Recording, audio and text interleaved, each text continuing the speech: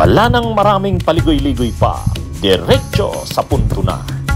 Maiksi lang ang komentaryo, pero diretso sa punto.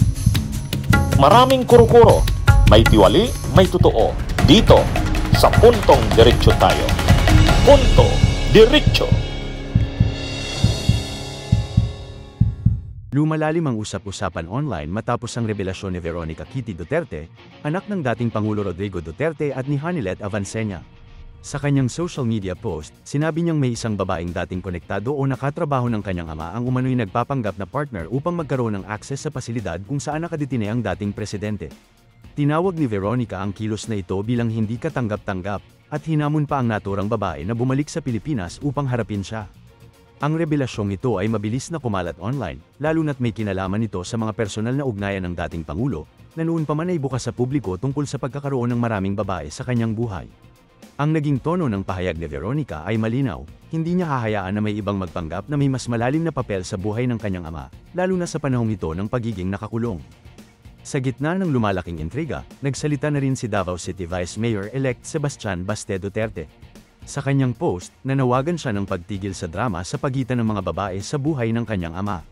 Aniya, all of these fine ladies touch the life and heart of my father. No one is above or below the other, including my mother. It is what it is. Malinaw ang mensahe, dapat nang huminto ang gulo bago pa ito lumala. Idinagdag pa ni Baste na kung magpapatuloy ang bangayan, mas mabubunyag ang tunay na intensyon at pagkatao ng mga sangkot.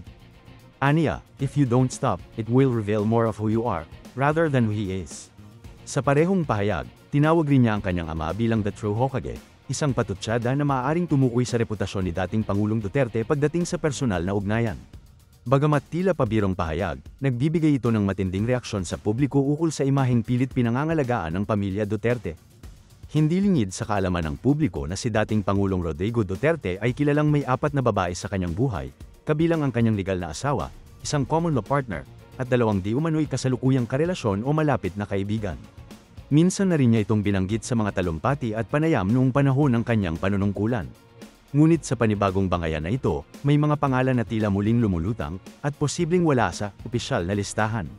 Sa kabila ng katahimikan ng kampo ni Duterte ukol sa partikular na babae na tinutukoy sa post ni Kitty, hindi maiiwasang magtanong ang publiko, sino ba talaga ang may karapatan na magpakita, bumisita, o umangkin ng posisyon sa personal na buhay ng dating Pangulo. Sa panahon kung saan sensitibo ang lahat ng galaw sa paligid ng isang nakakulong na dating pinuno, ang pagkilos ng sinuman sa kanyang paligid ay masusiring binabantayan, lalo na kung maaaring magdulot ito ng alingas-ngas. Habang nagpapatuloy ang mga usapin sa social media, nananatiling tahimik ang kampo ng dating Pangulo ukol sa detalye ng kanyang kalagayan sa kulungan.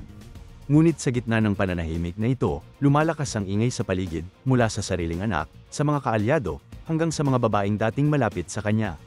Sa ganitong konteksto, mas nagiging makabuluhan ang tanong, ang mga galaw ba ng mga taong ito ay para sa dating Pangulo, o para sa sarili nilang interes?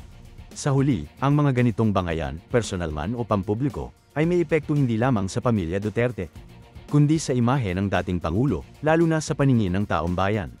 Sa panahon ng pagkakakulong, mas pinahahalagahan ang katahimikan, respeto, at dignidad.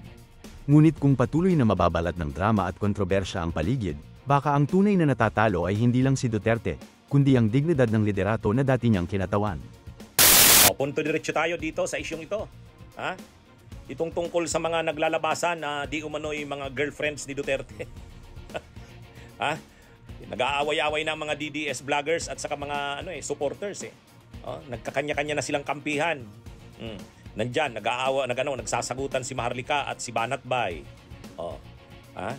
Siyempre may kampi rin kay Maharlika. May kampi rin kay Banatbay. Sila Attorney Trixie Cruz Angeles, siyempre may kinakampihan din. Kahit yung mga anak ni Duterte, kanya-kanya na rin kampihan.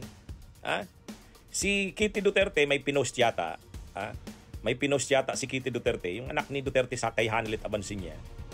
Siyempre, nagre-react si Kitty Duterte kasi yung nai-issue nga dito, yung ano ba yun? Balaba ba yun? Yung Girly Balaba.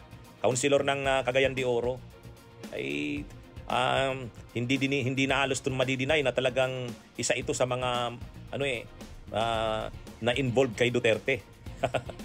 Pumunta pa si Girly Balaba, pumunta pa ng The Hague, sa the Netherlands, bibisita kay Duterte. Ewan ko lang kung pinapasok. Siyempre, Ang makakapasok lang doon yung mga mga bahagi ng legal team ni Duterte at saka pamilya niya. Hindi naman yata ito rin-recognize na kapamilya ni Duterte, itong si Girly Balaba. Pero mayroon pang isa, yung Alputera ba yun? Alputera? Ito namang Alputera, protocol officer pala ito ni Duterte sa Malacanang. So parang ito, personal assistant, nag-aano kay Duterte, nag-a-attend sa mga pangangailangan niya, nag-aayos ng buhok niya, gamot niya, parang personal nurse, caregiver, kung anumang role. Ay ito daw itong Alputera na to, ay syempre, inaalagaan niya si Duterte. Pinapalabas niya na nalilink din siya dito kay Duterte. At mayroon daw itong mga pictures na sensitibo tungkol kay Duterte. Kaya nagagalit yata itong si Kitty Duterte. Ngayon, naglalabasan na ito sa social media, nag-aaway-away mga DDS, napipik ko na rin si Sara at si Baste. Sabi ni Baste at ni Sara, tigilan nyo na nga yan. Tigilan nyo na nga yan mga pag-aaway-away na yan. Sabi ni Sara sa kani Baste, isa lang ang pinakasalan ng kanilang ama ni Digong, si Elizabeth Zimmerman, yung ina nila. At pagkatapos daw na maghiwala yung kanyang ina at saka si Digong, ang kanilang ama, hindi na daw nagpakasal si Duterte sa kung kanino. O kaya lahat daw sabi nila ni Sara at saka ni Baste. Lahat yung mga yan, lahat kayo girlfriend lang ng kanilang ama. O parang pare-pareho lang, kaya wag kayong mag-away-away. Nakakahiya naman ito. Nakakahiya naman itong to. Nag-aaway-away mga DDS. Pati si Kitty Duterte nai-involve na, si Sara, si Baste. Ang masama doon sa komentaryo ni Sara sa kani Baste, parang pinapahiya naman nila niyan si Hanilet Abansinya. Parang pinapahiya nila.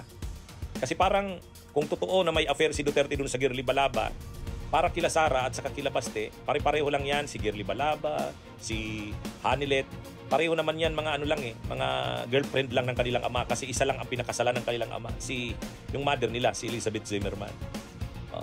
Anyway, nagsasagutan na sila kasi tulad nito ni Maharlika, masyado na nga namang personal yung mga tinatapik ni Maharlika. Tungkol data dun sa pinipicturean daw ng Alputera yung mga sensitibong ni Duterte. Kinakalat daw. Kaya galit naman itong si Maharlika. Ay sabi naman ni Banatbay, ang problema, kunwari ka, galit ka kay Alputera, sabi ni Banatbay. Pero ang totoo, habang tinatapik mo yan, ginagawa mo yan, nasisira si FPRRD, tigil mo. Anyway. Yan mga kabunyog ang away-away ng mga DDS tungkol sa mga girlfriends daw ni Duterte. Bunyog, halikan na kasama ka. Bunyog, kapag buklod ay may pag-asa. Luzon, Visayas, Mindanao, isa ang pananaw. Sa bagong Pilipinas ang bunyog isisigaw. Bunyog.